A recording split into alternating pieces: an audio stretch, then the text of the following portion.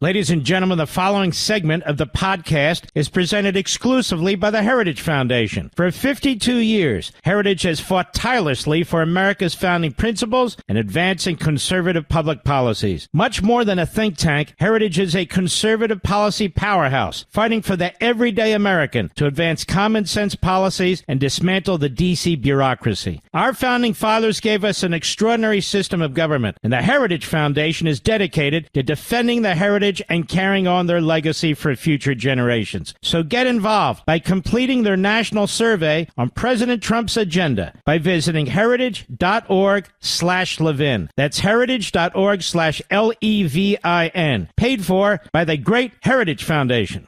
He's here. He's here.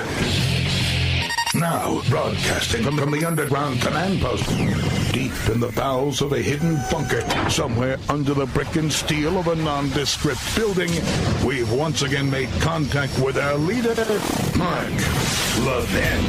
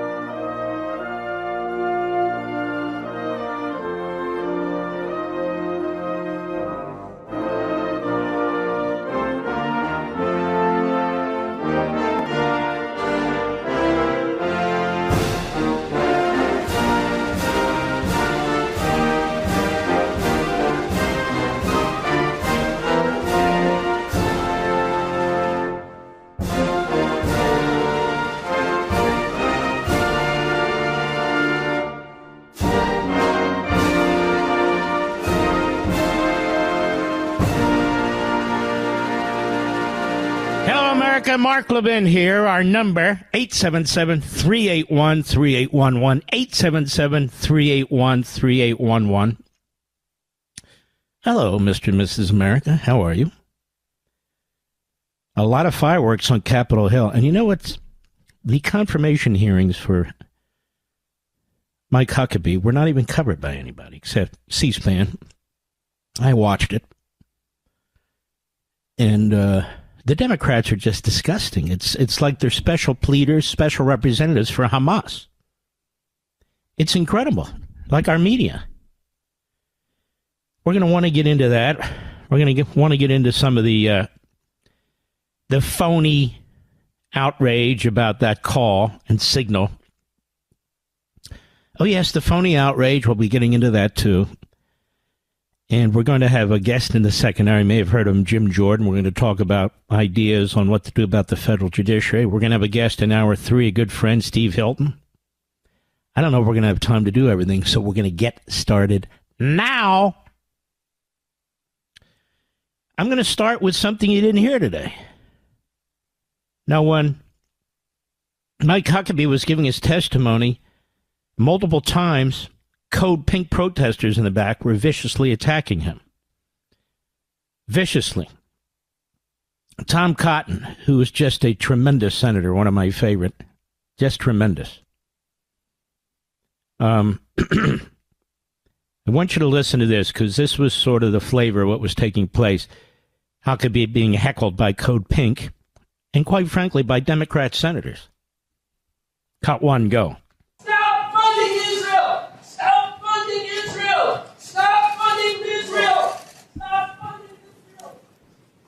So that protester was a Code Pink lunatic saying the greatest threat to world peace is funding Israel.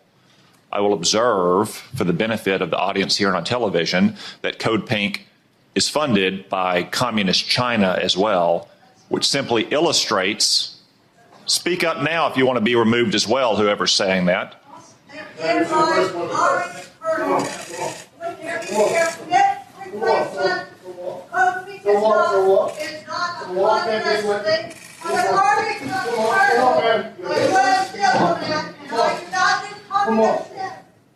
If anyone else would like to join them, speak now, please, so we don't have any more disruptions.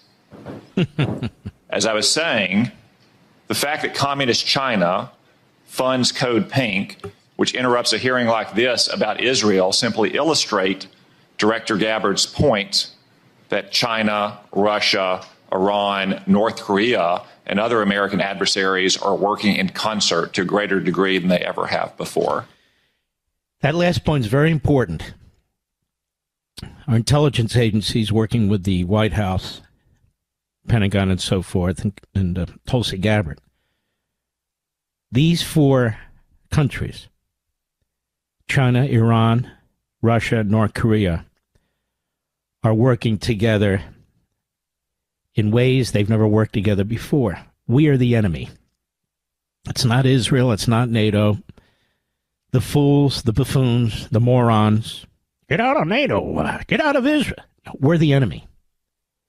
Their focus is on us. The other areas don't really matter. The focus is on us.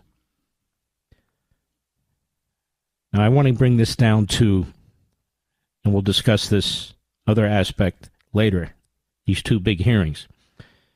But I want to go to Mike Huckabee, because nobody has even covered this. And it's very important. This is a remarkable man, in my view, and he's also a man of deep faith, very decent man. You know, when he was running for president, there was Romney. A lot of conservatives backed Romney. Several years ago, when I had him on Life, Liberty, and Levin, before he went on the program, I pulled him aside and said, I want to apologize to you, because the truth is you were by far the better candidate, the conservative. And he was so gracious. So gracious. I think I've apologized to politicians probably 3 in my life. 3 in my life. Hey, look, when you're wrong, you're wrong. That's the bottom line. You got to man up. But here he is at his confirmation hearing to be the ambassador to the state of Israel. Cut 12, go. Chairman Risch and Ranking Member Shaheen, distinguished members of the committee, I want to say thank you very, very much for giving me the privilege of coming to...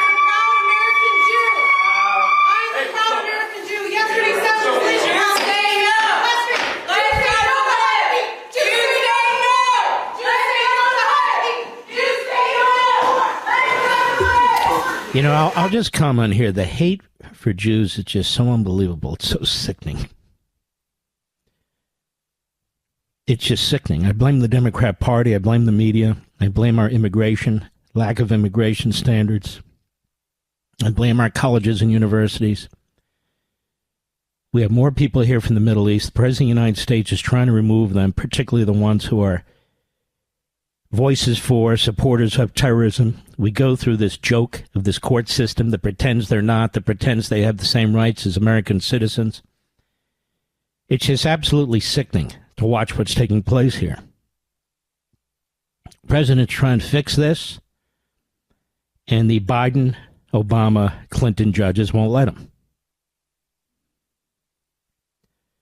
Now, I have to tell you, if you're an American Jew, this is stunning. It is shocking. And even if you're not an American Jew, you can get a sense for what takes place in the Middle East, for what took place in the 1930s. I'm not going to candy coat this. This is why I'm so grateful for people of other faiths, especially Christianity, who stand by Israel and stand by the Jews, because they know they stand with themselves too if they don't.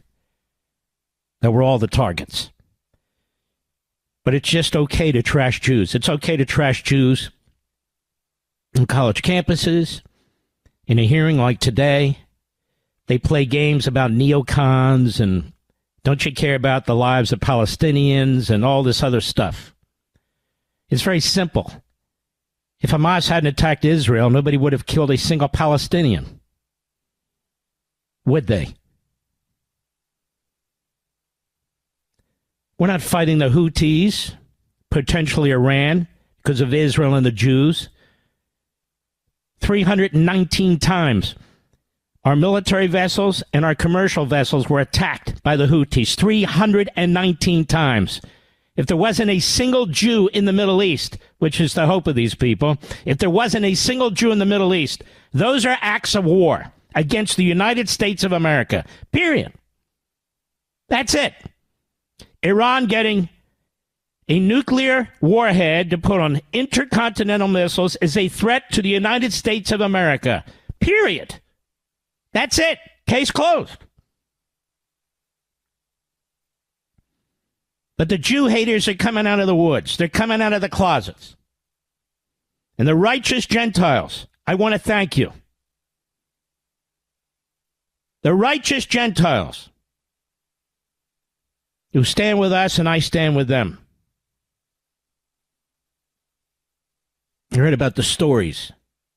The worst time of the Holocaust.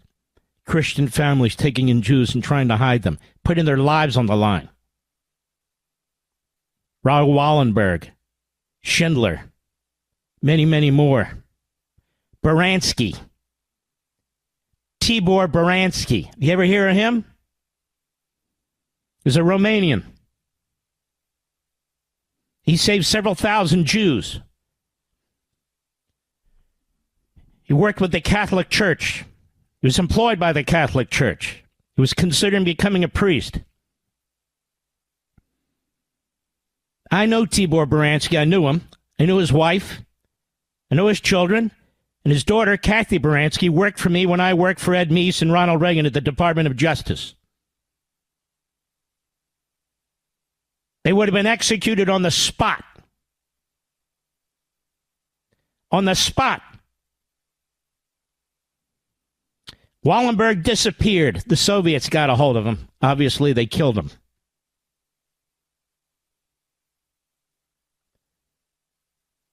The least we can do, folks, is speak out against this.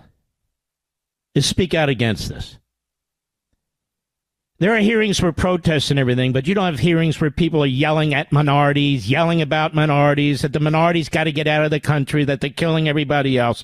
But you hear it about Jews. It's a non-story now. It's like it doesn't even happen. Wasn't even covered today on TV. Not a word of it. Not a word of it. We've got judges who act like these Hamas-supporting, terrorist-supporting aliens who migrate to our country, who are trying to overthrow the campuses and our country, quite frankly, working with the Marxists.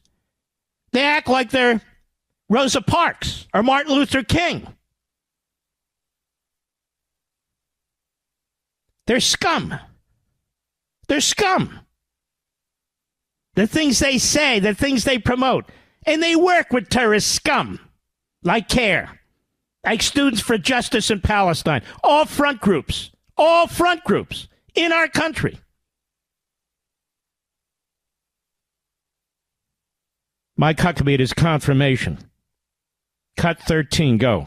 I cannot imagine under any circumstances that any right-minded person would find it acceptable to support or to even acknowledge that there was justification in any way for the massacre of innocent civilians on October the 7th.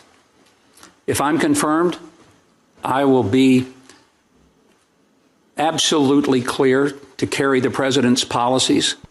They have been clear that Hamas will have no future in Gaza. Let's stop right there. Do you understand that? The underlings to President Trump. Do you understand what your orders are? You seem to love TV. You love to talk, all these guys and gals. The president has said no.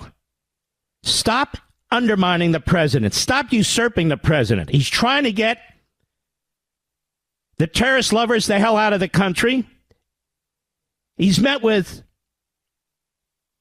a number of Jews who were taken hostage. He's taken a direct interest in this. He does not want Hamas running Gaza. So it's about time people stop undermining him. He's got a moral compass. Apparently some people don't. Go ahead. It was not simply a cold-blooded murder in which people came across the borders and shot innocent people. They massacred them. And they did it in the way that was most physically painful and in the way that was most personally humiliating. And worse, they videotaped themselves doing it because they were proud of it, and they published it with pride. And they announced repeatedly that they would do it again. Hamas is not a government, it's not a standing army, it is a terrorist organization, and they acted like it. And they must be treated as such. And if confirmed, I would hope that this unfortunate, horrific war that has resulted in many, many deaths, including Americans, the taking of hostages for a longer period of time than even the hostages in 1979 were taken during the Iranian takeover, that all of that could come to an end and there could be accountability for what was done to Jewish people on October the 7th of 2023. Mm-hmm. Nobody got to hear that on network TV or cable TV. It was on C-SPAN. Mr. Producer pulled it. There's more about this hearing, another hearing about the texting scandal. Ooh. I'll be right back. Mark Levin.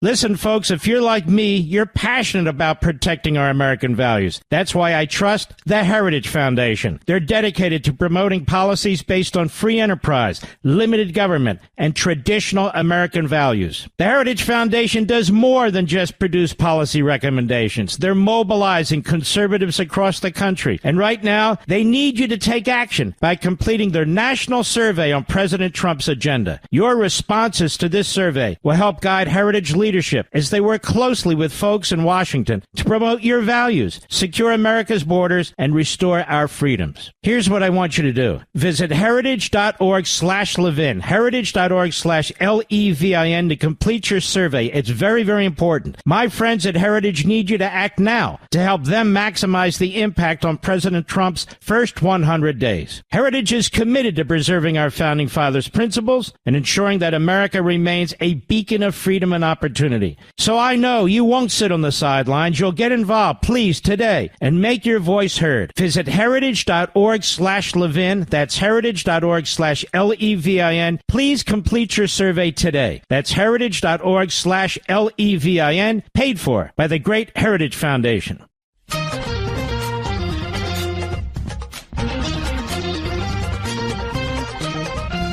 More from Mike Huckabee during his hearing.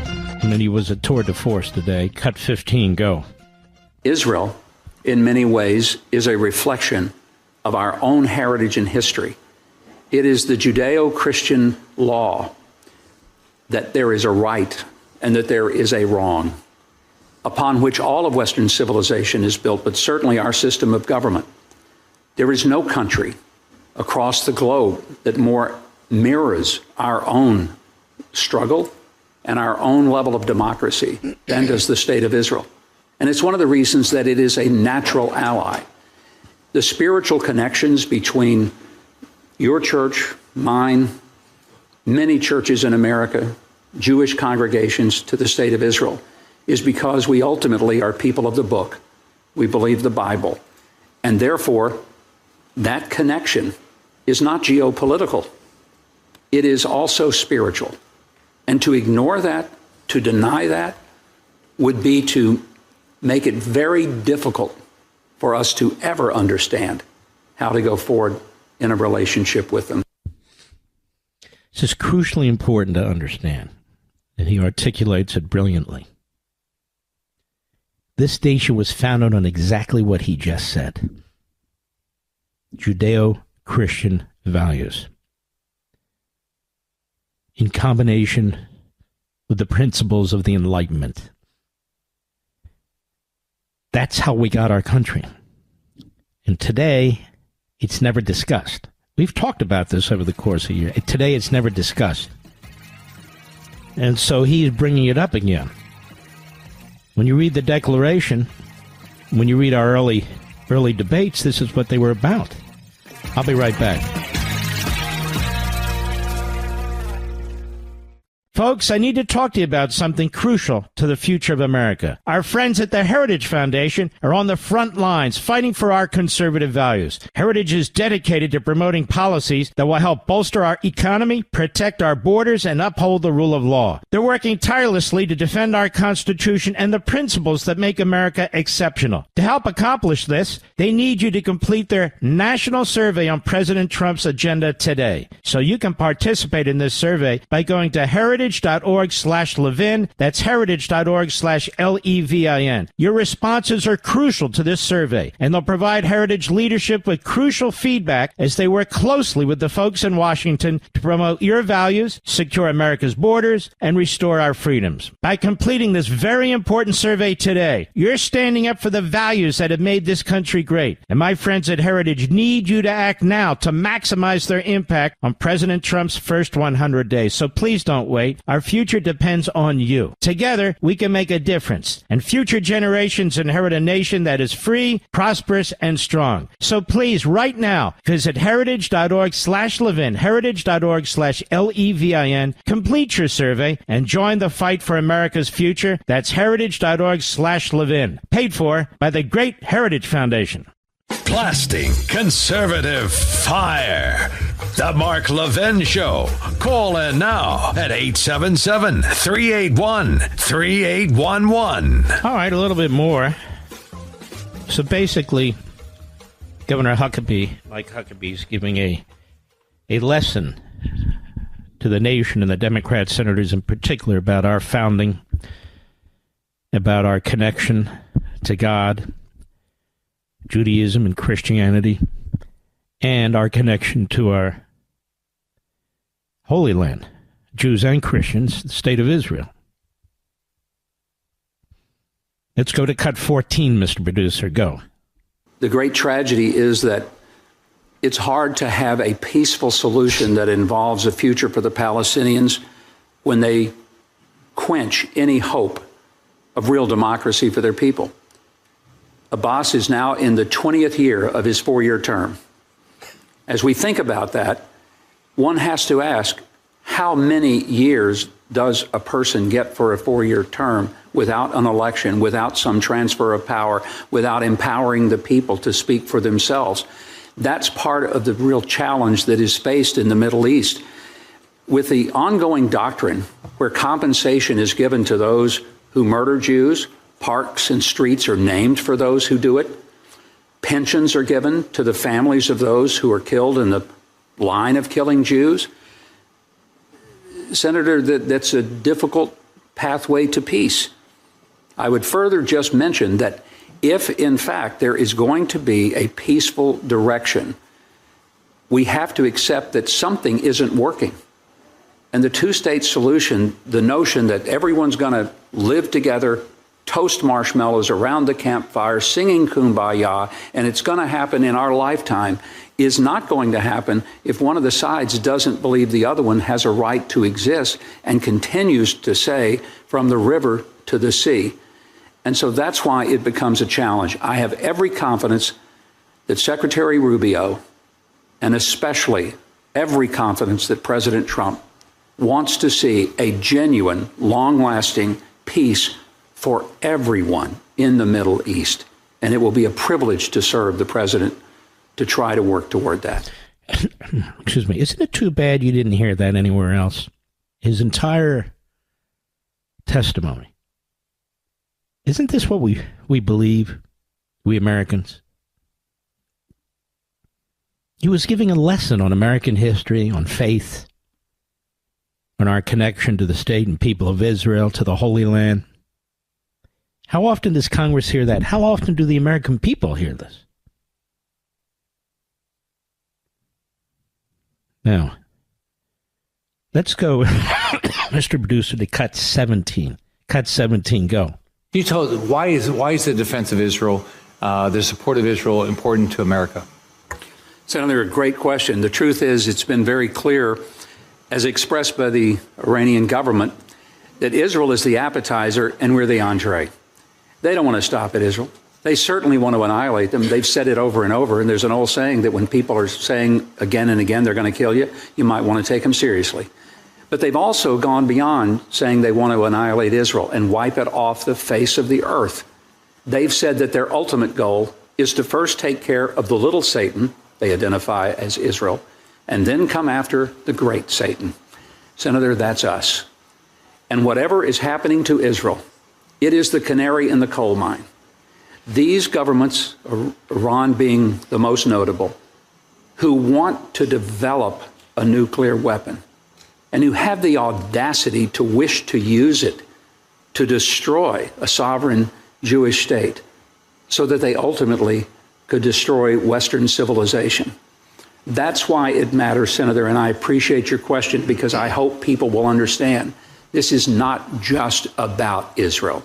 It is about us. And if we don't stand with them, they stand alone. And if they fall alone, we fall next. Absolutely brilliant. You don't hear this on most cable networks or networks. You just don't hear it. Now, I've talked about this at length, wrote about it in American Marxism, and on and on. The Islamists, I'm not talking about Muslims per se, I'm talking about Islamists. The Marxists, I'm not talking about liberals per se, have the same goal. It's the destruction of Western civilization. Marx rejected Western civilization. He says first there were the primitives. He says humanity works in stages. The primitives, then feudalism, then capitalism, then socialism, then communism.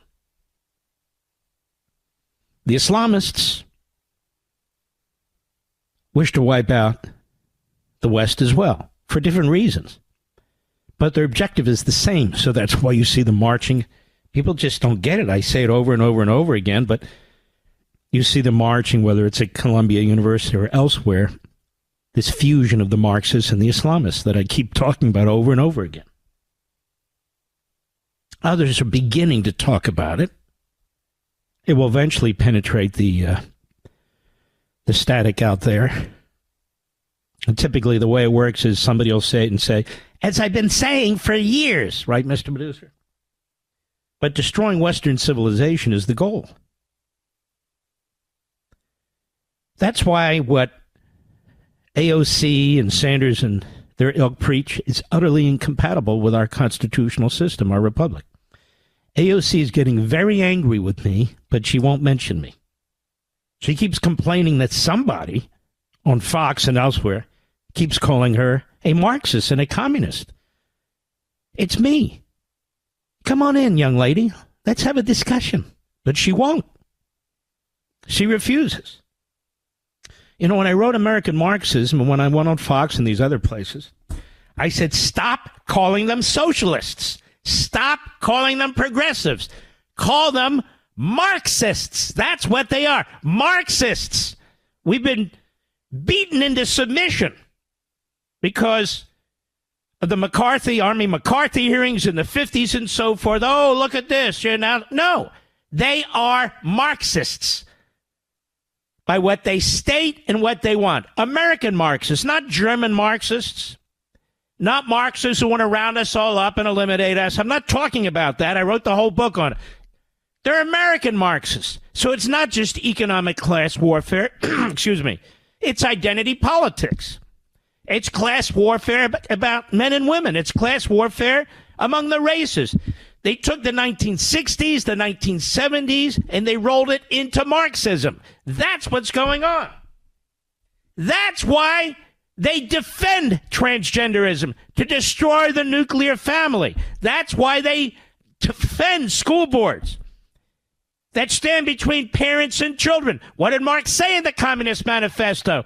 We must destroy all existing social structures. And he says, you criticize us for wanting to destroy the connection between parents and children? Well, what kind of social structure is that? It's a hierarchical structure. That's what he says. Read it. And so they seek to destroy the nuclear family. They seek to destroy parental rights. They don't believe in separation of powers. That's why their judges are doing what they're doing right now. Hegel didn't believe in it. Marx didn't believe in it. Woodrow Wilson didn't believe in it. Franklin Roosevelt didn't believe in it. And so that's where we are. But this fusion, remember, mark it down, because I say it again and again, this fusion between Marxism and Islamism, it is real. The Marxists like Islamism, not because they agree with the end result, but because they agree that together they can destroy Western civilization, starting not with Israel, but America. These people who say, what does Israel's fight have to do with us? These people say, so what? We can manage Iran with nuclear weapons. They are dragging us into their suicidal mentality. They are insane. They are attacking Judeo-Christian Western Enlightenment principles with their little bumper sticker labels. They may sound smart, but at their core, they're actually quite stupid.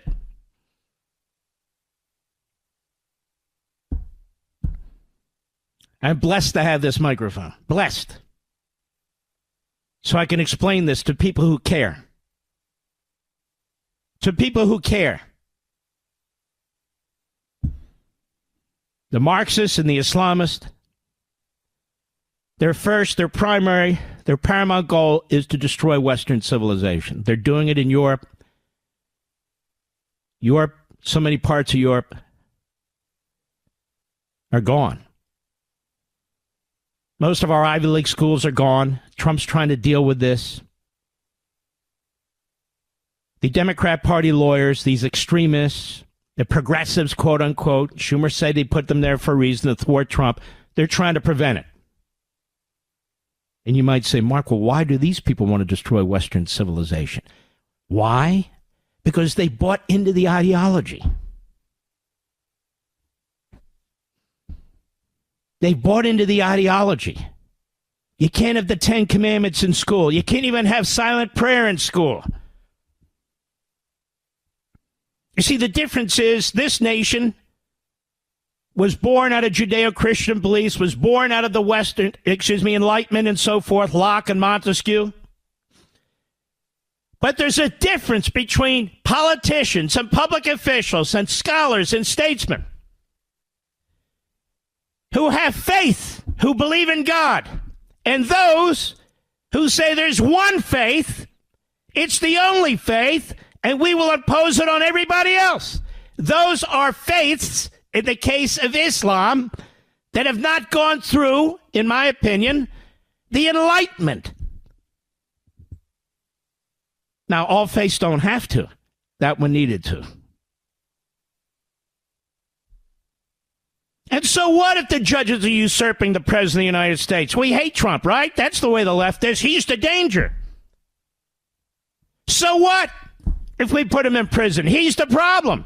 So what if we burn down our traditions and customs in this country? So what? They're no damn good anyway.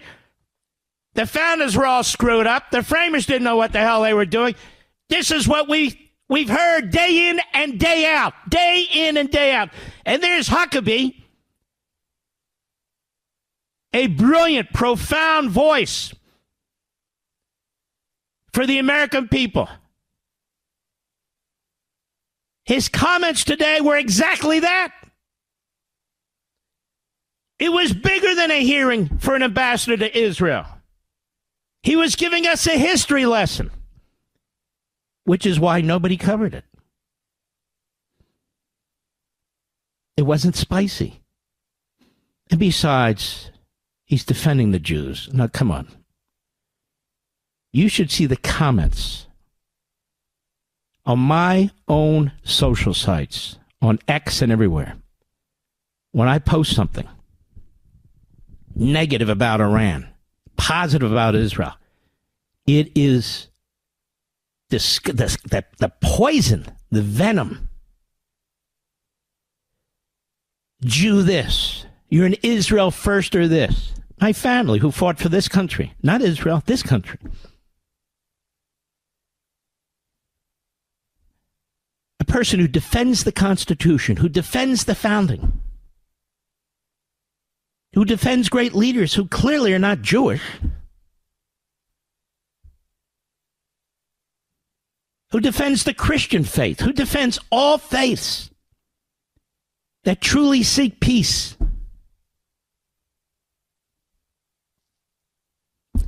The Jew. You should look at them. You see them, Mr. Producer? You see them all the time, don't you?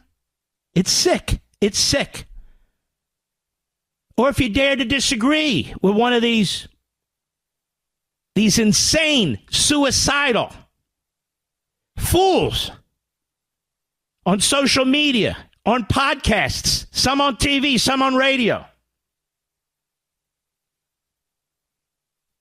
They're worse than isolationists. They talk up the enemy and they talk down our country. I'm the one defending the United States. I'm the one defending the men and women in the military. I'm the one who loves America and says America first. Not them. Not them. You can't hold up Qatar, hold up Iran, hold up Russia, make excuses for China, and tell me that you support America. You hate America. I'll be right back. Mark Levin.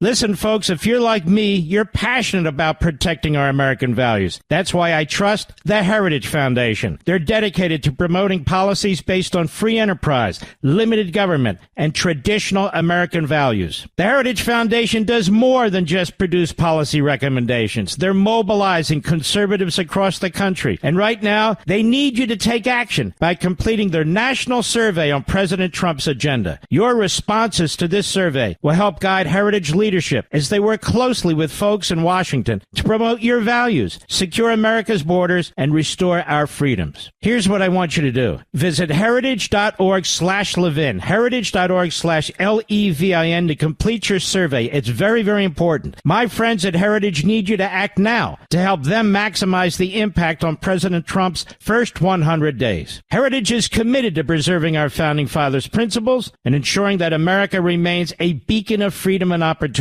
So I know you won't sit on the sidelines. You'll get involved, please, today, and make your voice heard. Visit heritage.org/Levin. That's heritage.org/Levin. Please complete your survey today. That's heritage.org/Levin, paid for by the Great Heritage Foundation.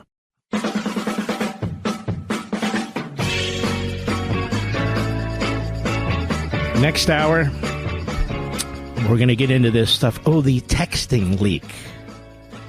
It's funny how this puke, Jeffrey Goldberg at the so-called Atlantic, is always at the center of these controversies.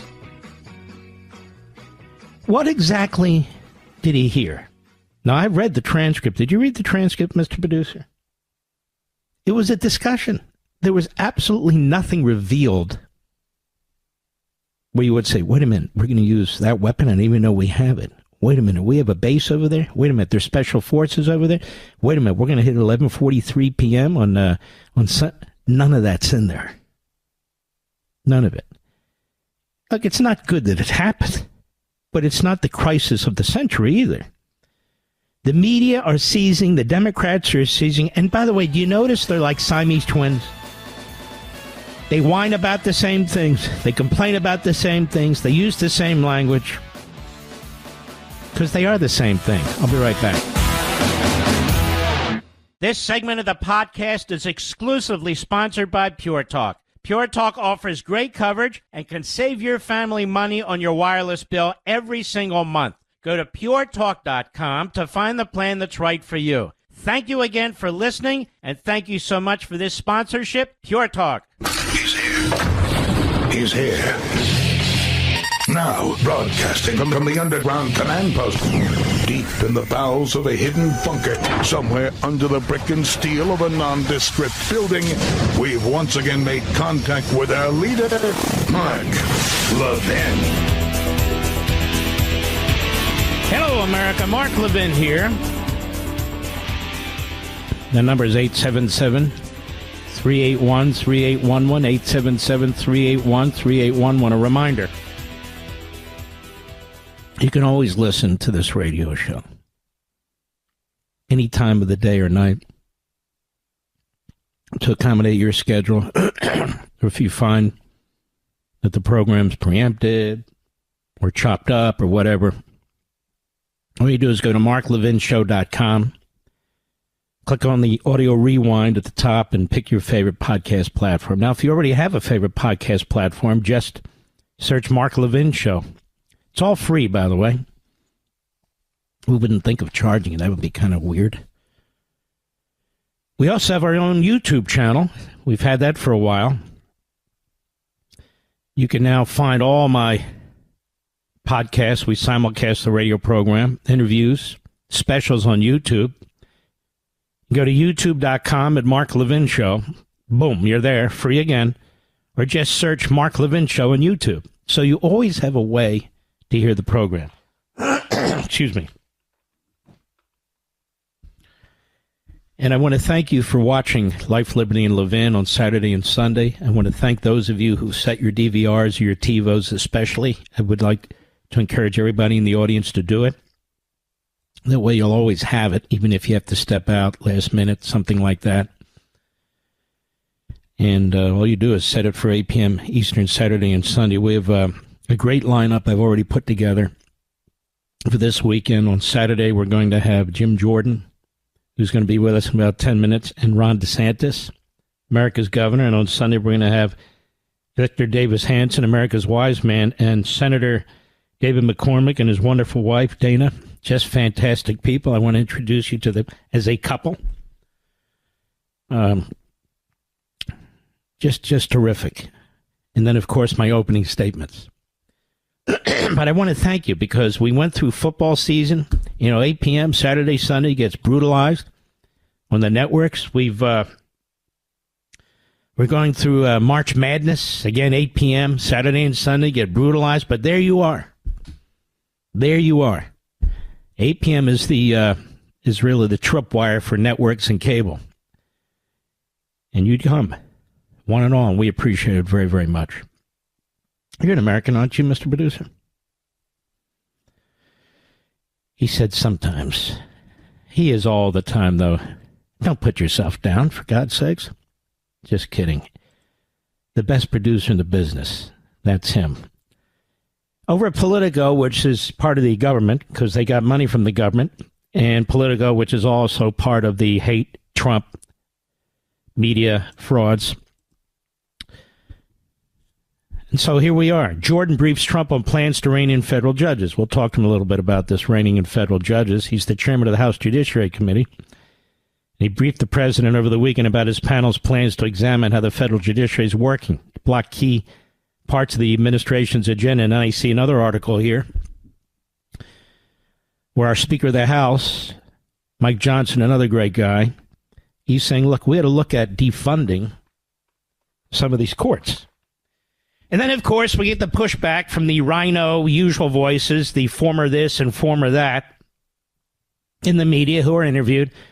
I think one of them said, well, we don't want to upset John Roberts. He's not going to like that. And another guy says something about, well, what about, the courts already? They're kind of backed up. And so we're fighting over the republic, for God's sakes. What's wrong with these people? What is wrong with them? They're so myopic. Their entire history is dealing with these judges in these courtrooms and saying, yes, Your Honor, yes, Your Honor, yes, Your Honor, yes, Your Honor. You got to step back. This republic isn't about the judges. It's about we the people. This is a turning point right now, this moment. And if we're not going to stand up judicial tyranny, we're never going to stand up to it. So impeachment to me is a dead end because you're not going to get a supermajority in the Senate to convict. So I was the first. I wrote about it in Men in Black. I've talked about it on Fox, here, on Blaze, everywhere. To say we should abolish one or more of these judges, their courtrooms. We created them. That is, Congress did. Now uncreate them. Undo them. To me, it's the simplest way to go. Now, it's true, you could take jurisdiction away. I wrote about that in Men in Black, God knows, almost 20 years ago, so that's not a new one for me. And nor is this, abolishing a court or defunding them. But I just got to thinking, isn't the easiest way just to abolish it by not funding it? Period. Okay, this courtroom with this judge, you no longer exist. We created you, now we undo it. And I also thought we got to get around the filibuster rule in the Senate, right? So is there a budgetary process for that? Well, then they find out, the primary purpose can't be policy. It has to be budget. All of a sudden, they're sticklers. You notice that, Mr. Producer? Not for the Constitution, mind you, but for reconciliation. Okay, then be sticklers. It is a money-saving proposition. Fine. That's what you want it to be, then that's what it is. It's a money-saving proposition. It does save money. Now, the fools who argue that, I guess they think we should pick off, 50 judges? Would that make it better? Then it really is a budget and money-saving issue? No, of course not.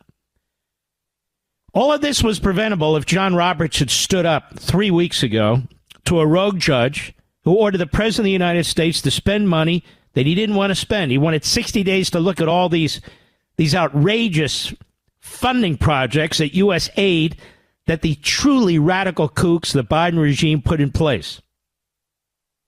Judge said, no, you spend that money. The administration said, no, you're way out of line. And what did John Roberts do with his lapdog? Amy Coney Barrett? He didn't even write an opinion. He didn't even give us his opinion. He simply said that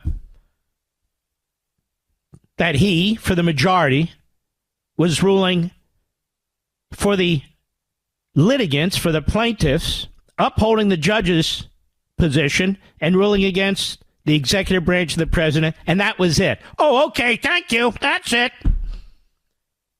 Whereas Sam Alito, writing for the minority, it's a 5-4 decision for crying out loud, said that they were stunned by this. So we don't have national injunctions. We've been talking about foreign policy. You're going to direct the president to spend money? It's not a contracts case. This is a big deal separation of powers case. Well, you already committed to spend. It's not a contracts case. I'll be right back. Mark Levin.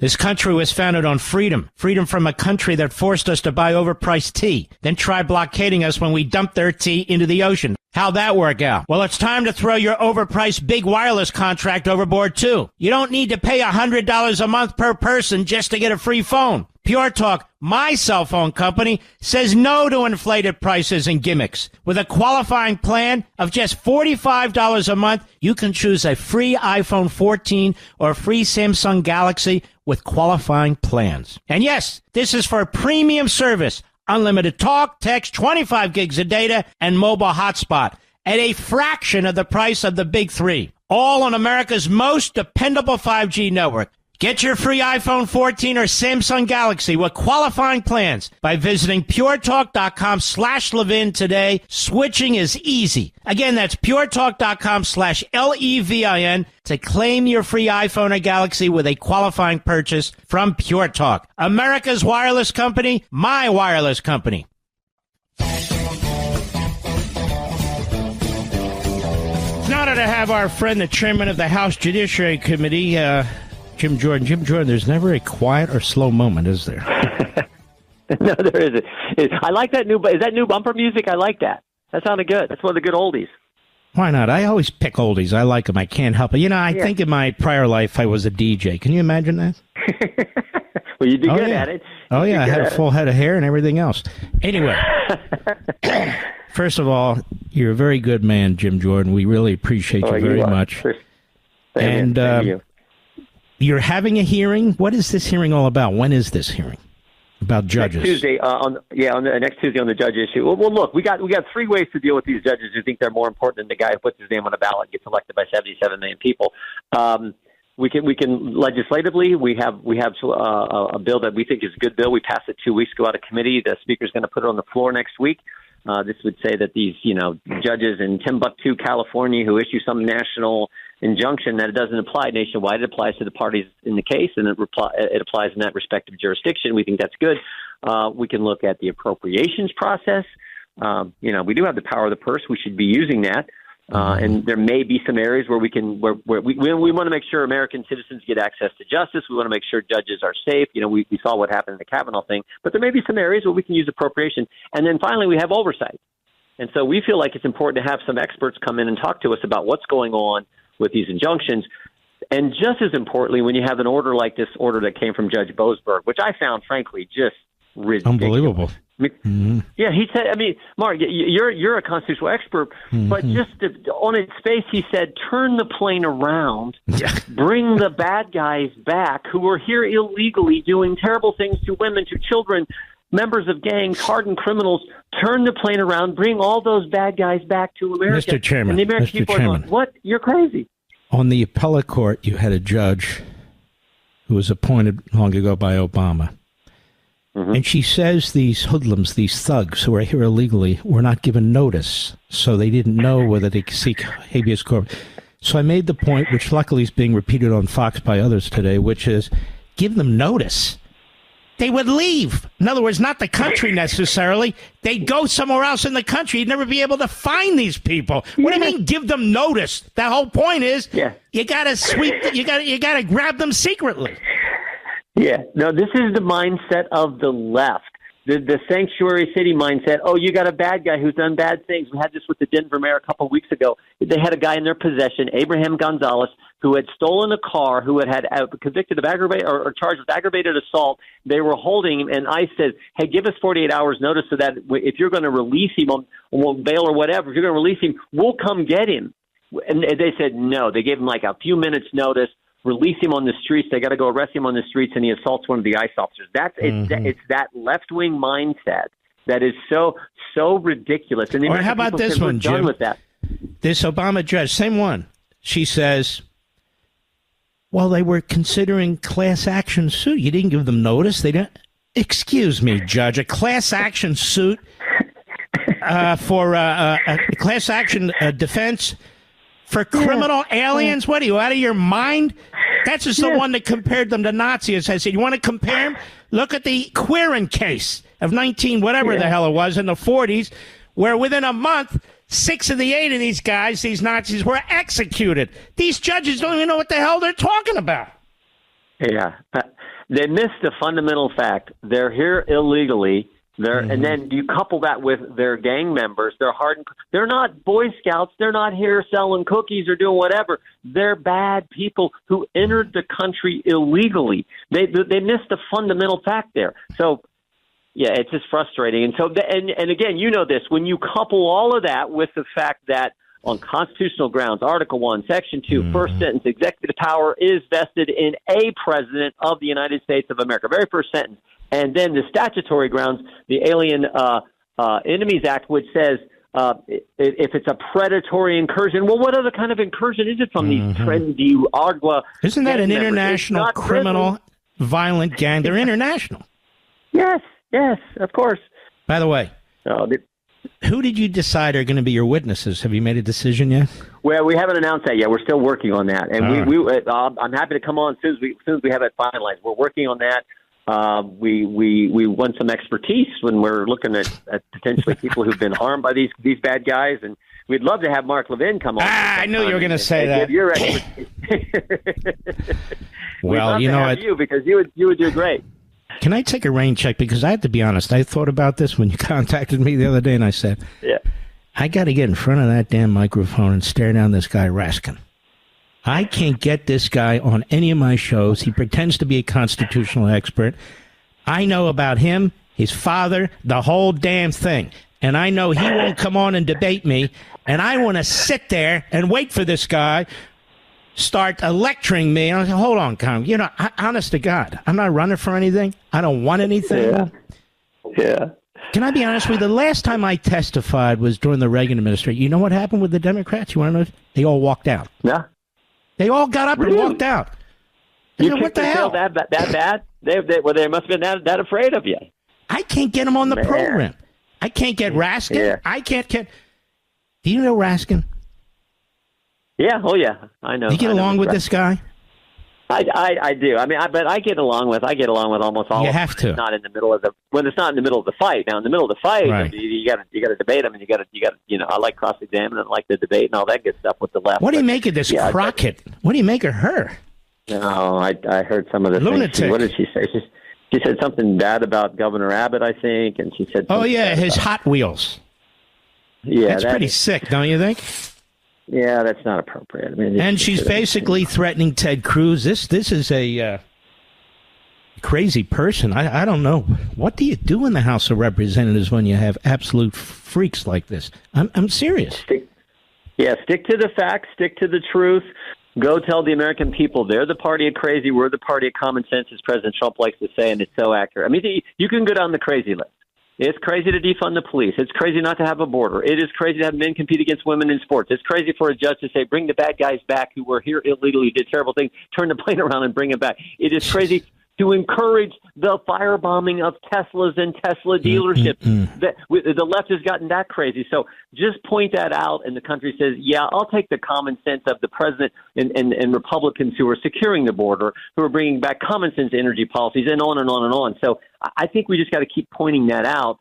And when you do that, they can keep saying the crazy, crazy things they are, but I think the American people have common sense. I know you're busy. You have a lovely wife. She's probably saying, Jim, do you ever turn it off? My wife says that from time to time. Well, can't we go somewhere and do something? But anyway, I want to hold you over the break. I have a big question for you. It's very, very important. Okay, sure.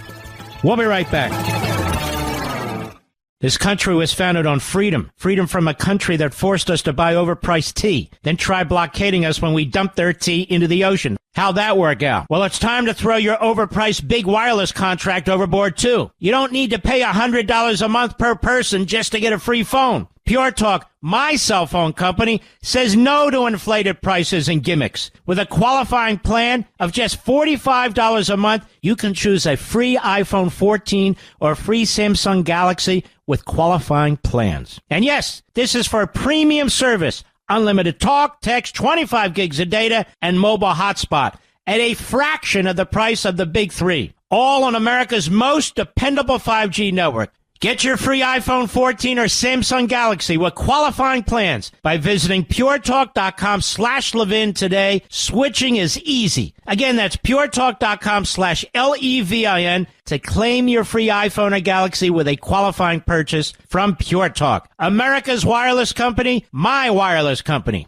Mark Levin, the thunder on the right. Call in now, 877-381-3811. We're here with our friend Jim Jordan, chairman of the House Judiciary Committee. Here's the big question, Congressman. Mm-hmm. So there you are. You go to the wrestling match with the president. Yeah. And when the underdog wins, and he's a member of the United States military and a Trump supporter, what was going through your mind? How cool that is?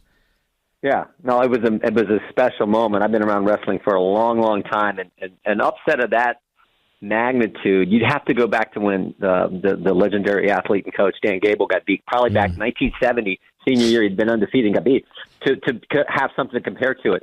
But I believe that Wyatt Hendrickson, the guy who pulled off the upset of the defending Olympic champ, the three-time national champ, Gable Stevenson, it's amazing. That it doesn't happen if President Trump isn't there. I told this to the president. I said, he doesn't win if you're not there, because this young man adrenaline? Haven't hit. Yeah, the commander-in-chief, his bosses, he said there, he just wrestled out. They could wrestle 10 times, and Gable Stevenson wins 9 of them.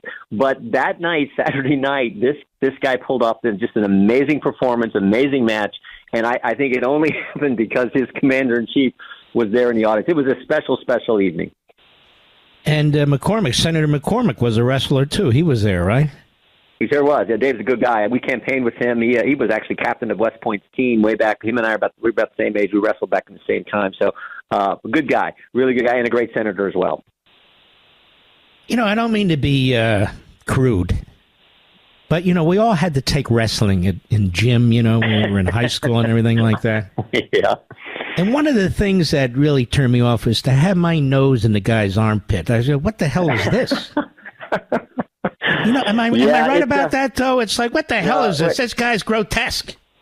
Yeah, no, it's, some of us like it because of just the nature of it, the contact of it. It's like, we all want to be middle linebacker. I always say, I'd love to play middle linebacker in the NFL, but I'm like 5'7" and a half, so you had to wrestle. And in wrestling, it just was, our family did it, and it was the sport that, we found that we liked. Our boys did it. They wrestled for the Badgers as well. And it's just been, it's been a great experience for us. And it's not for everyone, but, we certainly enjoyed the chance to compete and find out just how if you can handle it and how tough you are, and so it's been good for our entire family. Do you know Joe Bastardi, the meteorologist from Penn State? He's a big wrestler. Oh, yeah. Did you know that? He's a big Penn State fan. I know Joe. Yeah. Mr. Go on and debate anyone on the climate change stuff. Baloney.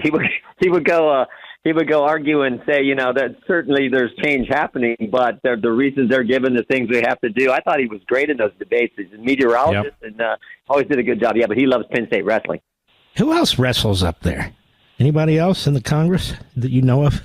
Senator Mark Wayne Mullen has a background. One of his boys competes. Two of his boys compete for Oklahoma State. They're on the team there. And then these are big schools. These are serious wrestlers. Yeah, the Oklahoma schools, the Iowa schools, and all the Big Ten, and you got places like Lehigh, Cornell, where wrestling is big, and it of course the fans love the president because wrestling people. There were 18,000 crazy wrestling fans there, and I bet almost every single one of them was cheering the president. They're working class, middle class families in our sport, and they love the president's attitude because, as you know President Trump. He's got an athlete's mindset. I tell this to people all the time. President Trump hates to lose, and that is a good quality. That is an American quality. Americans aren't wimpy losers. Americans are Americans. We strive to win. We like winning. President Trump understands that, and he's a winner. And wrestling people, where the contest is so fundamental, two guys step on the mat, who's the toughest? Who's going to win? If you get your tail kicked, you got your tail kicked, and you got only you to blame. It's like it's an American concept, and they know President Trump understands that, lives that, believes that.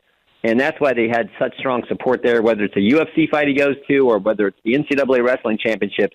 Those kind of people, our kind of folks, support the president. What kind of wrestling team do they have at Columbia University, by the way? They're not bad. They're not bad. In fact, their coach there is a guy who wrestled at the University of Wisconsin, was coached our boys when they wrestled at UW, and two-time NCAA champ. So Donnie Pritzloff is a great coach. They have a pretty good team. Most of the Ivy League schools that have wrestling do. Cornell's really tough. Cornell's the best team in the Ivy, and then Lehigh, which is not Ivy League quite, but it's my old neighborhood. School. Yep. Yeah, and a great wrestling tradition. All right, last question. I mean this as a friend. I'm obsessed with the UFC. I've been obsessed with the UFC before it was the UFC for 20 years. I used to watch these guys when they put the chicken fence around in Nevada, out there, and these guys would have a 200-pound guy and a 400. So, President, last time I tell him, I really like the UFC. He says, you do? And I thought to myself, why the hell? Why wouldn't I? What kind of reputation do I have? Yes, I like the UFC so much my wife has to leave the room. I will sit there and watch it for 5 hours. I love the UFC. Why is that weird? You got to go with the president sometime. The boys and I went with him a year ago to the fights down in Miami, and it is. He walks in there, it's just like with the NCAA wrestling. The fans go crazy, and of course, a lot of those guys, their base skill set is they come from the wrestling world. Then they learn more of the choke stuff, and then they learn the strikes, the boxing skills. But many of them start with the wrestling base, and there's a lot of wrestlers that really do well in that. So it's Daniel Cormier. He was a big time wrestler. Cormier, he wrestled for Okie State. Was runner up, NCAA runner up to the Penn State coach, to Sanderson, who's one of the legends in our sport. So there's a strong correlation there and strong relationship between UFC and collegiate wrestling. All right, my friend. I enjoyed talking to you tonight. Same you here, take buddy. care of yourself. Same here. God you bless, too. man. Keep the eye on the tiger. Thanks, man. You got it. Bye-bye. You know I've been obsessed with the UFC, right, Mr. Producer? And isn't it funny? Now all the talk show hosts, UFC obsessed. Excuse me? I should go with Trump. Well, what do? I knock on the door at the White House and say, hey, can I come with you to the UFC? What am I supposed to do? Yeah, he would say yes. I know, but still, I got to get through the Secret Service, and they're very secret, you know. All right. Well, we got to have fun, too, you know. And he's a good guy. I can have some fun with him. And our interests overlap, too. As a matter of fact, he actually asked me to be a witness next week. And my schedule is such it's absolutely impossible. But I gave it a thought. I really did. I got to get up there. I mean, what are they going to do? You're out of order. You're out of order. Excuse me? Order. You know what I would say? I have a pizza, no cheese. But anyway, that's a whole other story. What do I owe you, Rich? I owe you something here. There's a ton more to do, and not enough time to do it all, but I want to jump right into this after the break, into this. Ooh, the texting between all the national security people. Was it a mistake? Yes. So what classified information exactly was revealed? Isn't it interesting, Mr. Producer? All day I've been reading and so what was it? There wasn't any. There wasn't any. But by God, the Democrats want there to be some. Yes, there was. Like what? Like nothing. I'll be right back. Mark Levin.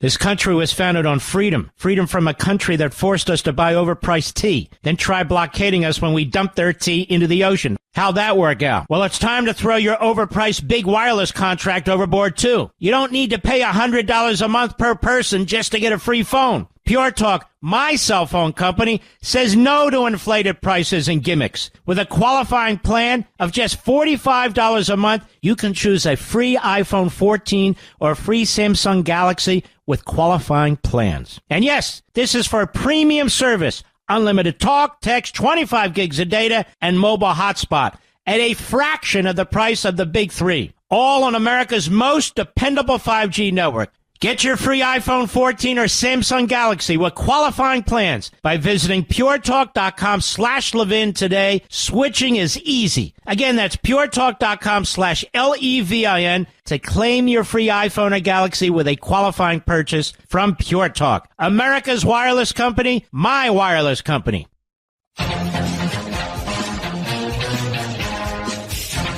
Where'd all my old mail go? It's weird. Well, I'd like to help you, Rich, but I can't find anything. Crazy. Politico. Big voices of MAGA divided over Mike Waltz. The MAGA Ronald Reagan conservatives who support a more hawkish foreign policy. And then there's the MAGA let's change our foreign policy altogether types. I would argue the appeasers, the apologists, and the America lasters. Peace through strength is a phrase that Reagan used and that now Trump uses. And I will remind everybody that President Trump, to his great wisdom, is a portrait of Ronald Reagan hanging in his office. I didn't notice that until the other day, Mr. Producer.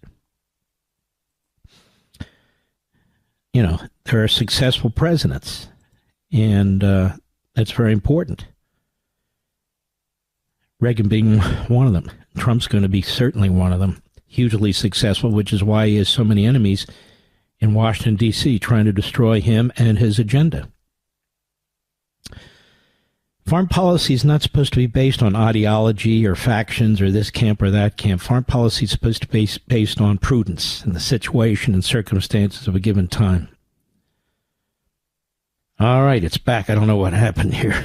Excuse me, folks. I want to get to... Let's start this now because the show's going to be too truncated, okay?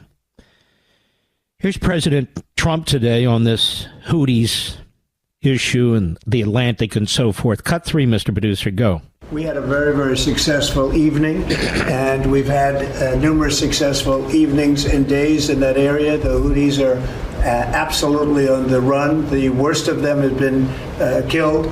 This should have been done a long time ago by Biden, but Biden was an incompetent president. He couldn't do anything. He didn't know where he was going. He had no clue. This guy had no clue. This should have been done a long time ago. As they shoot missiles at ships, randomly shoot missiles at ships, and they make their own missiles. Let's stop right there. I heard somebody on TV or somebody say, really, it's the Europeans. Or maybe JD said, I don't know, somebody said it. The Europeans, they have more of an interest. They shot at our military and commercial ships 319 times. 319 times in a period of a few months.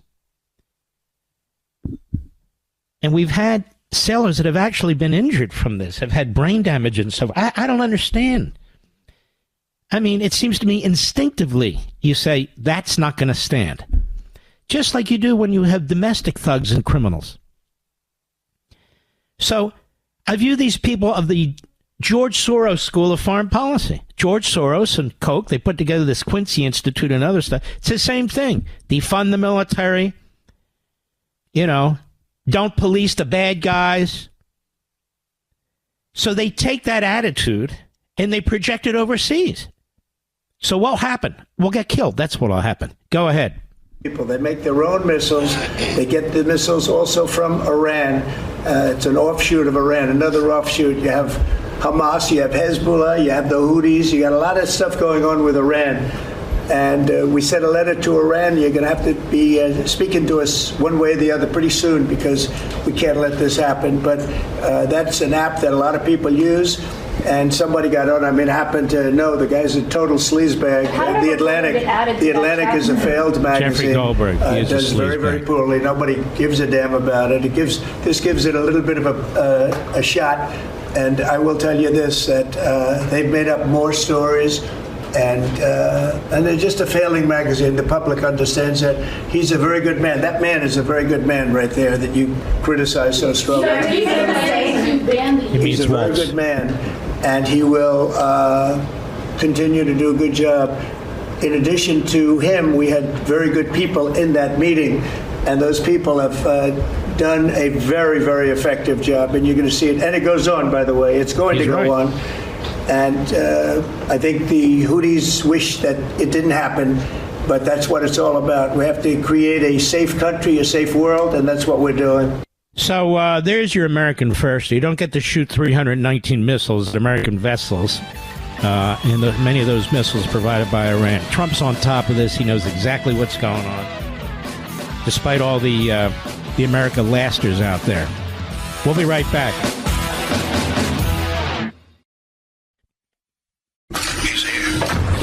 He's here.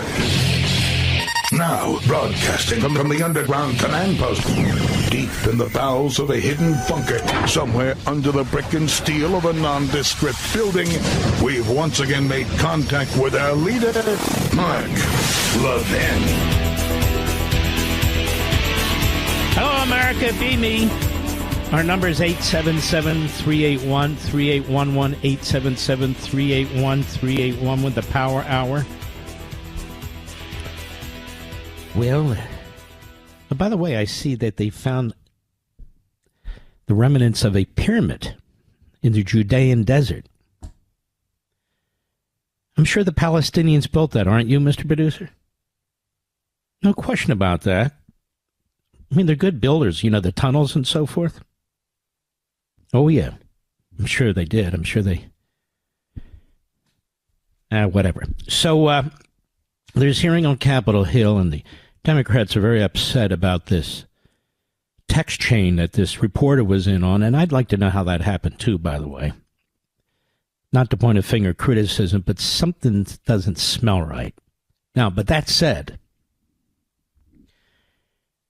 and it's amazing to me, the Japanese attacked and destroyed almost our entire fleet at Pearl Harbor, and we were very lucky the aircraft carriers weren't there, or the entire West Coast would have been indefensible from attack by the Japanese Navy.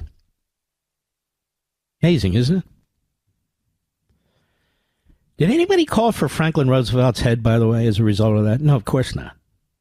Now, that is a problem. That's a big deal. That really is a screw-up, don't you think? Here we have a text. and classified information. But there was no classified information. Now, that doesn't make everything okay. And there's an investigation going on to find out how this happened. And if you read these media reports or listen to them or listen to these hack Democrats who are seizing on anything, we got to get Trump anything. Obviously, Walsh wasn't involved in setting up the call. Some underling was. So they're trying to figure out what exactly happened.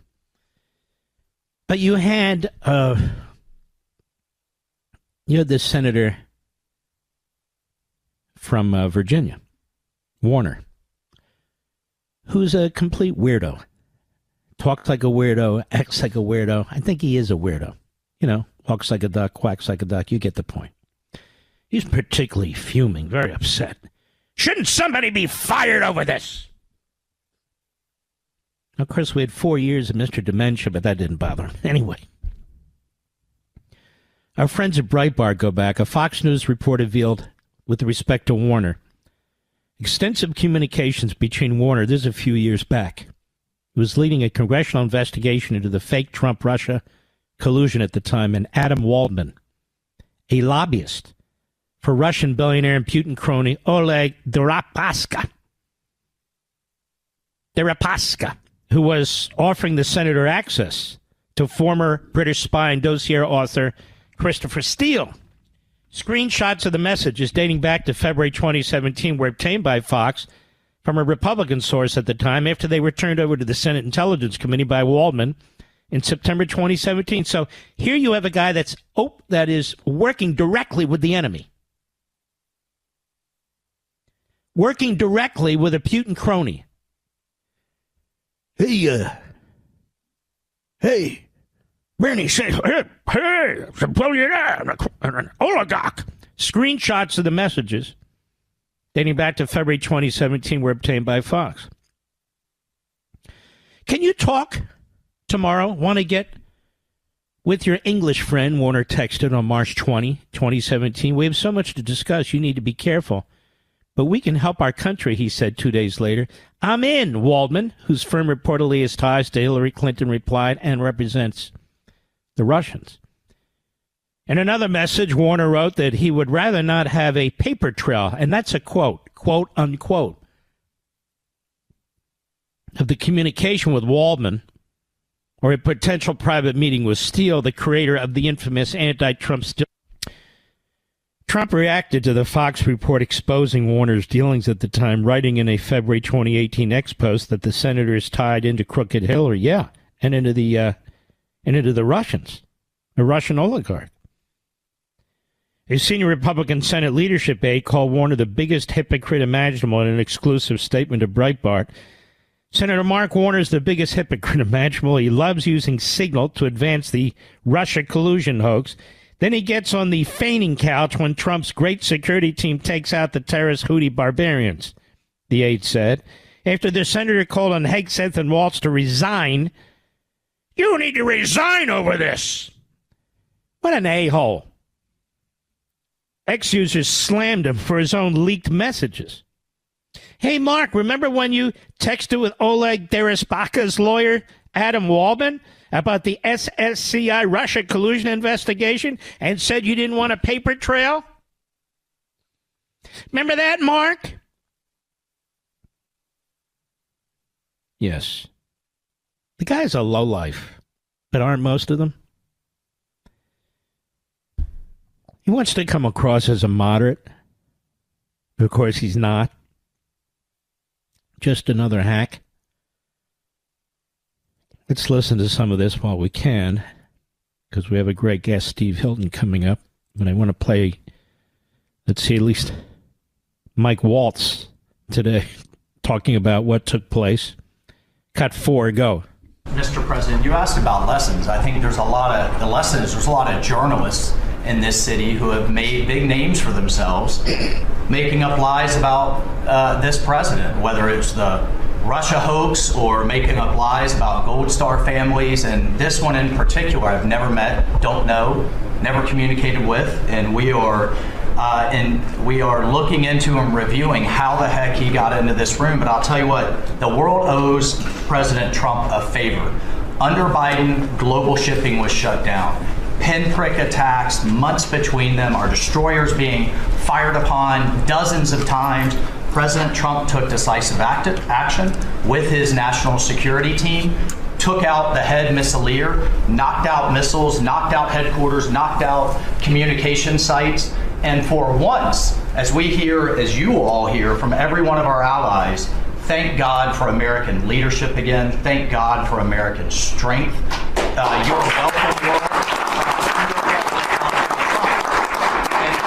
We had a national security team that was coordinating these efforts. As Director Radcliffe testified today, his first day on the job, he was introduced to this app on his government systems at the CIA and at the State Department and otherwise. So, look, this journalist, Mr. President, wants the world talking about more hoaxes and this kind of nonsense rather than the freedom that you're enabling. And a key part of our sovereignty is open sea lanes and knocking the crap out of terrorists, which is exactly what your team and Pete Hegseth, a good friend and fellow veteran, is leading the charge on. Yes, they only, again, shot 319 missiles at our ships. But I want to say congratulations to our president, President Trump, who stands behind Waltz, who in turn stands behind the president and his policies. Obviously, some are working with the Atlantic and Politico, the media enemy, to take out Waltz, no matter how much it might damage the president and our national security. And they're doing it through leaks, anonymous leaks, because they're cowards. And I told you I could tell by some of the language who I think one or two of them might be. And now there's a piece in Politico talking about how the big voices in MAGA are split on this. The peace through strength Reaganite MAGA types, I guess that's me, right? And then the reprobates. That's me calling the other side what they are, reprobates. The Iranian first crowd, the Qatar first crowd, the Russia first crowd, the China first crowd. You know, those people. America first. They're not America first. They're America last. But President Trump, he knows what's going on. He knows Waltz is a good man. He's a combat veteran. He's highly decorated, smart, gave up his House seat to do what he's doing, not like these Lilliputians in the shadows. Hey, Politico, guess what? Who are trying to create a fiction, trying to create a narrative. I don't know if Trump will keep him. I don't know. Well, Trump made it clear today. Yes. Yes. But these people are going to keep at it. I will do what I can to counter them. But Mike Waltz is a good man. He has a great, excuse me, he has a great national security team. The president does. Even people that I don't always agree with, I think that their presence there is very important. So the president gets the full, information that he needs to make a decision. But I think the Secretary of Defense, the Secretary of State, the National Security Advisor, yes, Tulsi Gabbard, her role in there. And by the way, I've noticed she's kind of shifted a little bit. She's brought up the fact that the intelligence agencies are telling her, and she's the umbrella director of these intelligence agencies and pulls the information together. And I'm kind of proud of what she's done right now. And she said that, yes, it's true that China, Russia, Iran, and North Korea are working more closely together on more fronts than ever before. That's from her. Next thing you know, the Lilliputians, the reprobates, the America Last crowd, the Soros, Koch, Quincy Institute morons, they'll turn on her next too. I'll be right back. Mark Levin.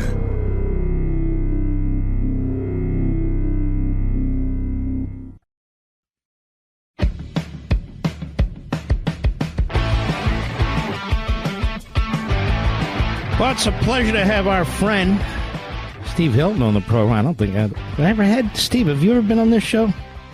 Not on this show, Mark. It's a great joy. We were neighbors yes. on Fox News on Sunday nights, and it's wonderful to be with you.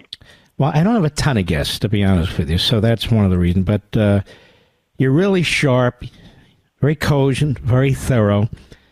and your home is in California, and you said, you know what, I got to write some about this, and I got to write the most thorough, comprehensive book on what's happened to California and why. And you have, and you break it down into little pieces, which are absolutely crucial. So explain, it's one thing to go out and talk about it. You decided to write a book about it. So why did you do that, and how did you go about it? Well, the first thing, Mark, is I wanted to write this book as a warning to the rest of the country, to everyone who doesn't live in California, that this is what you get. You look at California today, this is what you get when Democrats get everything they want, because they've had it all their own way. They've been in complete control at the state level for decades. They've run the cities. They've run the big counties. This is it. When Democrats tell you what they stand for, just look at California. They've run this far-left experiment, and we've got the results now. It is a total failure on every front. I mean, the numbers are just absolutely horrific. Literally, the worst out of every state on pretty much every measure that matters. We have the highest rate of poverty, the highest taxes, the highest cost for everything that matters, housing, gas, electricity, water.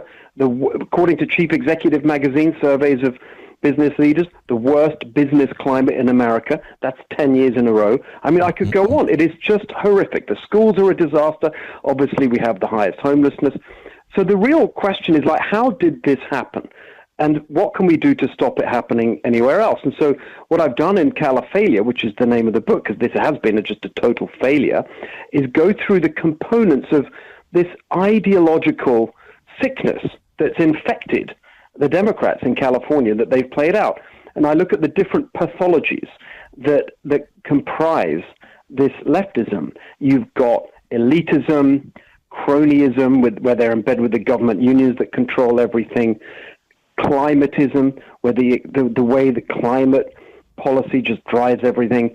And there are 9 of these, and I go through them one by one to show how they've combined to create the worst-run state in America. Mm-hmm. What is the ideology that undergirds all this?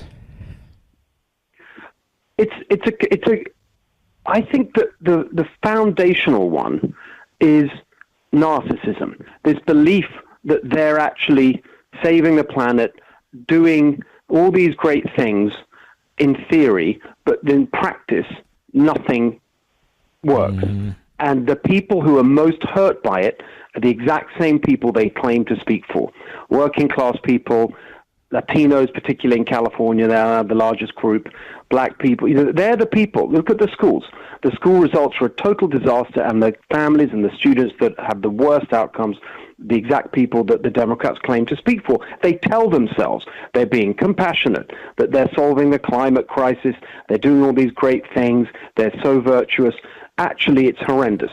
They're hurting people. It's cruel. It's not compassionate. But they keep telling themselves. Look at Gavin Newsom, the way he talks, the way he keeps talking about, we're leading this and we're leading that, we're dominating this and so on. It's delusional. But it's all because they don't care about the people they're supposed to be governing. They care about themselves and their own self-image as these great, virtuous leaders. But they're the opposite. They are the opposite. Now, this guy Newsom, to me, is a very strange guy. He's a very strange guy. He really can't decide what he is, can he? He truly is a chameleon. He'll move hard left. Other times he'll put a foot down here and there to try and present himself as a man. He's just power hungry, isn't he? 100%. That's what it is. He's a classic machine politician, and he'll say whatever is politically expedient, and he understands that they were defeated in November because they went too far left, and so now he's trying to pretend that he's not with that. But of course, he's not just some random guy who's running for office. He's in office now. He could be doing the things that he talks about. So when he tells Charlie Kirk, oh, isn't it unfair, deeply unfair, he said, that you have biological men competing in girls' sports. Well, that's the law in California. What is he doing to change it? You've got bills from Republican legislators in the state assembly literally today. And Newsom's not commenting. He's not getting behind it. He's not doing anything because for him it's all positioning, saying whatever's politically helpful. In that respect, he's just like Kamala Harris and actually Biden. They're all the same. They're machine politicians. They have no convictions. It's pure calculation, and that's why you can't trust them. Mm-hmm. You think he's going anywhere? Yes, I think he's definitely in the hunt for 2028. That's why he's doing all this. Mm-hmm. And, I've spoken to a number of people who tell me, I'm suspicious of him or whatever. But if you actually listen to the podcast, he is kind of charming and he does have something, and you can believe it. So he's got charisma. There's no question about that. Even Charlie Kirk said, after that conversation with him, Charlie said, look, don't underestimate this guy. He's got something. Now, what he's also got is a record, and that's what I want everyone to focus on. Califailure. That's my book. That's his record. By the way, he's having all these other conservatives on his podcast. I was, we went to him and said, could I go on and debate with him? I bet he fears you. Of course, I said, no, they're not going to have me on because I know the facts about how disastrous his, tenure has been and the other Democrats who've been in control. But everyone needs to know it's much worse than you think, because for the rest Hold of on, I want to keep you over the break. I don't want to rush you. Folks, this is a great book. And the reason it's a great book is it's a warning to everybody. California used to be the Golden State. Everybody wanted to go to California, land of opportunity, Reagan land. It's not that anymore. Califailure is the name of the book. You can get it at Amazon.com or on any of my social sites. We'll be right back. The new American Revolution starts here. The Mark Levin Show.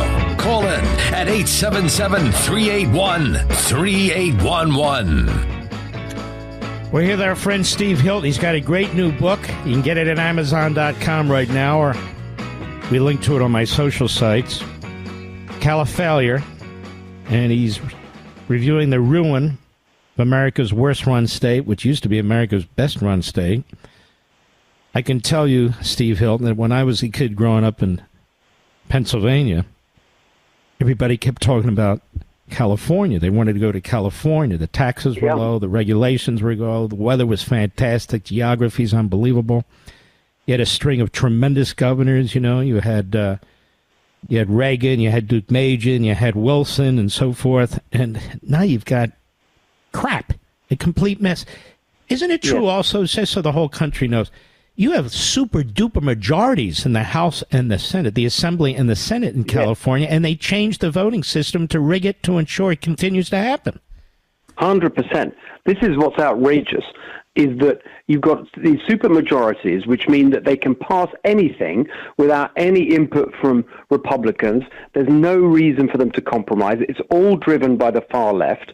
But it's rigged, as you say, because it's not legitimate. If you take Republican share of the vote in California in statewide elections is actually higher than people think, even in a bad year with a not particularly well-known candidate with not much money. For example, last time, in the last governor's race, you had Newsom running for re-election, all the money he wanted, really well-known. The Republican candidate, a good guy, Brian Daly from the state Senate, but really no name recognition, barely had a campaign because he didn't have any money. But he got 41%. And so let's just call it 40%, right? That's the baseline. Pretty much that's the average of the Republican vote share for the last 20 years.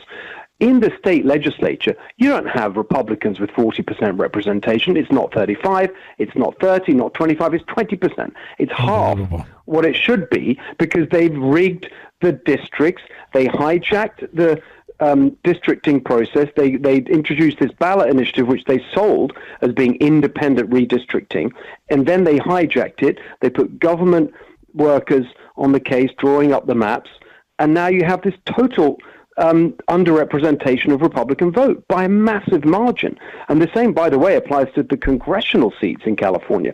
So if you had fair representation of Republicans, not only would you have an end to the supermajority in California, you'd actually probably have another 10 House seats for Republicans. So it's a really big thing to pay attention to. Mm-hmm. What do you see in the future of California? By the way, the book is Califailure. What do you see? I mean, is with the open borders there, the depopulation of really the among the most productive people there, businesses there, the importation of poverty, of homeless, of illegal aliens. I mean, is it over? Is there one last breath? What do you think? Yeah, it can't be over. We've got to fight for it. There's a line in the book that I take very seriously. I really feel this we've lived in California now since we moved here from England, and I've been there since 2012. It's my home. I'm raising my family there. I've started businesses there. It's my life. And we can't let it just fail. And there's a line in the book which I really, really just captures it for me, which is California means to America what America means to the world.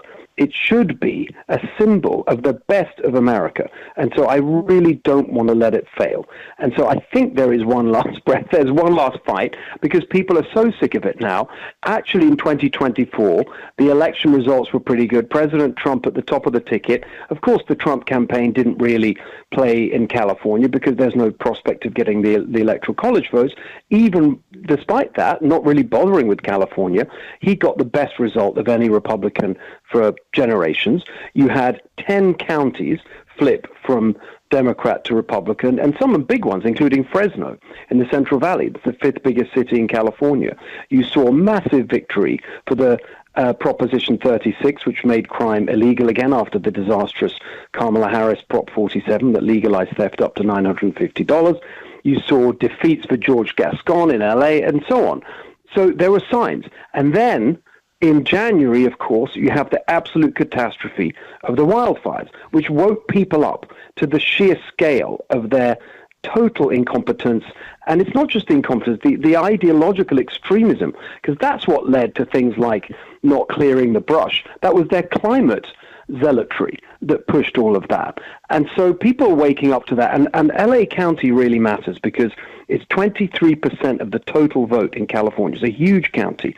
And the fact that so many people in Los Angeles saw for themselves the absolute catastrophe of this Democrat one-party rule, I think there really is hope. 2026 is the next election where we can really fight back. And I don't know, I've got a feeling we can pull off a real revolution in California. Mm-hmm. And do you plan to be part of that? Well, I'm strongly considering it. Absolutely, yes. I'm strongly considering running because I love California. I hate to see what's happening. I've written this book. I've got a plan. Part 2 of the book is actually called Califuture, and it's a policy plan. I meant to mention that. Things. Yeah, it's not all negative. No. And the thing is that it's not even that complicated. It's just like President Trump says. It's common sense policies.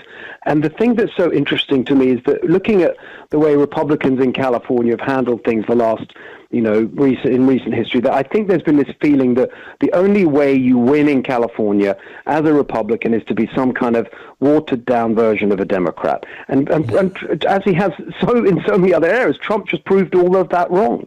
People are desperate for these common sense, practical things. I'll give you an example. So there's this folklore that one of the reasons that the Republican Party stopped winning in California was Proposition 187 back when Pete Wilson was governor, which was all about removing welfare benefits from illegal immigrants. And this was characterized as racist, all the usual stuff, right? And people said, well, that's it for Republicans in California. They'll never win the Latino vote. It's all over. It's just not true. Mm-hmm. If you talk to, as I do all the whole time, it's the immigrant communities, hardworking Latino families in California, they are the most furious about things like the outrage last year. You remember this bill they tried to introduce, well, they introduced it in the legislature, which would take taxpayer money and give it to illegal immigrants for free down payments so they could buy a house, even as you have most working people in California couldn't even dream of buying a house because house prices are so high, thanks to their over-regulation and all the rest of it. And they're giving money to illegal immigrants to buy a house.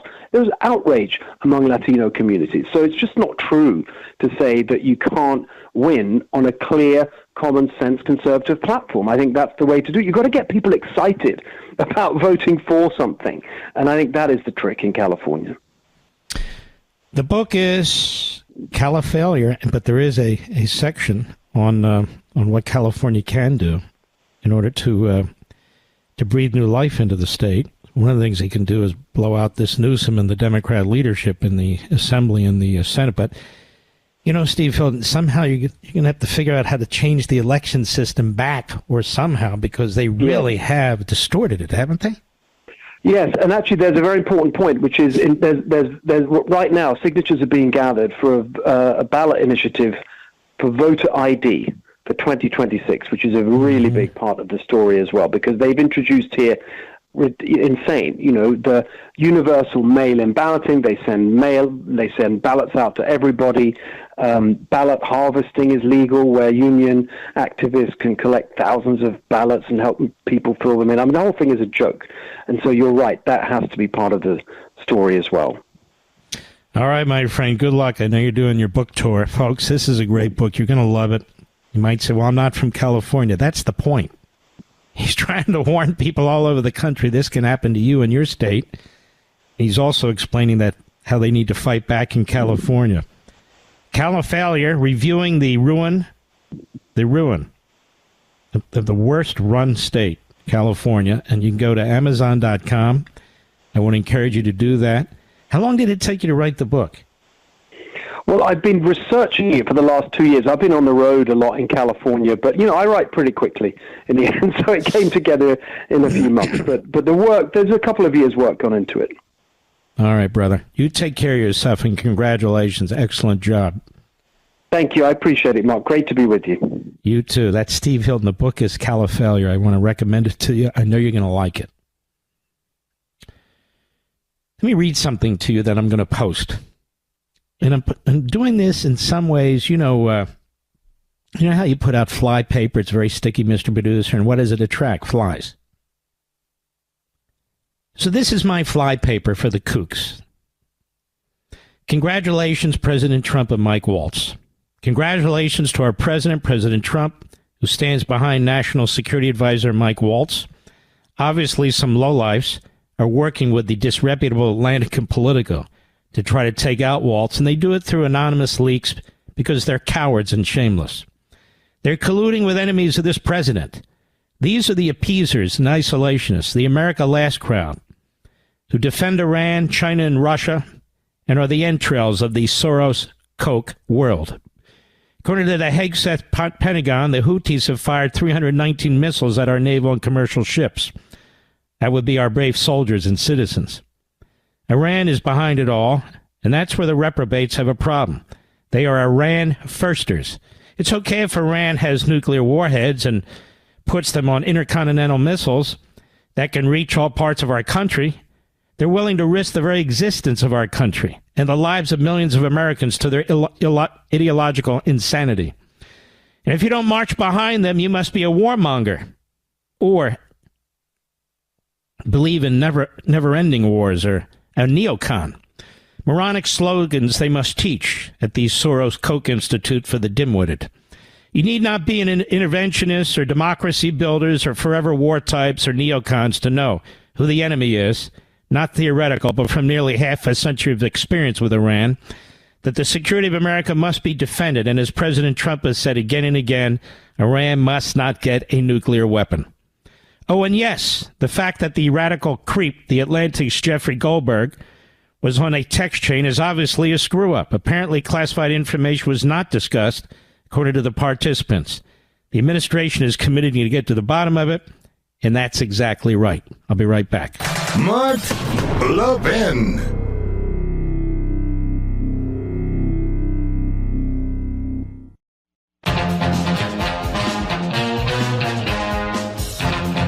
All right, Mr. Producer, do we have any calls today? Oh, you already sent them. Okay. Well, you're way ahead of the game there, brother. Let's take a few calls, shall we? Yes, we can. Let's start right at the top. Bill, Orange City, Florida, XM Satellite. Bill, how are you, sir? I'm fine, Mark. I'm glad to talk to you, and thank you for everything you do. Thank you, sir. You're terrific. Everything I do? No, you don't know everything I do. But thank you, sir, anyway. Mark, I was thinking, we have freedom of the press, but we don't have freedom of the airwaves. And I was thinking President Trump should pull the FCC license for CNN and CNBC. All right, now, interesting. They don't see, a network doesn't have a license. Individual stations do. So a cable news doesn't have a license either. This is interesting. I'm glad you brought it up. So individual stations have licenses. All a network is an amalgam, sort of an umbrella, an overlay of all these stations. They don't get a license. The stations under them get licenses. Cable doesn't get any license at all because it's not really considered airwaves because it's cable. That's how it works. So it depends on the technology and so forth. I would say this. If we did something like that, a Democrat would take over, and if he could, can't, but if he could, he'd be yanking all the syndicated conservative shows off the air, I think. That would be the other side of that sword, so it would concern me. But thanks for your call, Bill. Orange City is a very, very nice area, Orange City, Florida.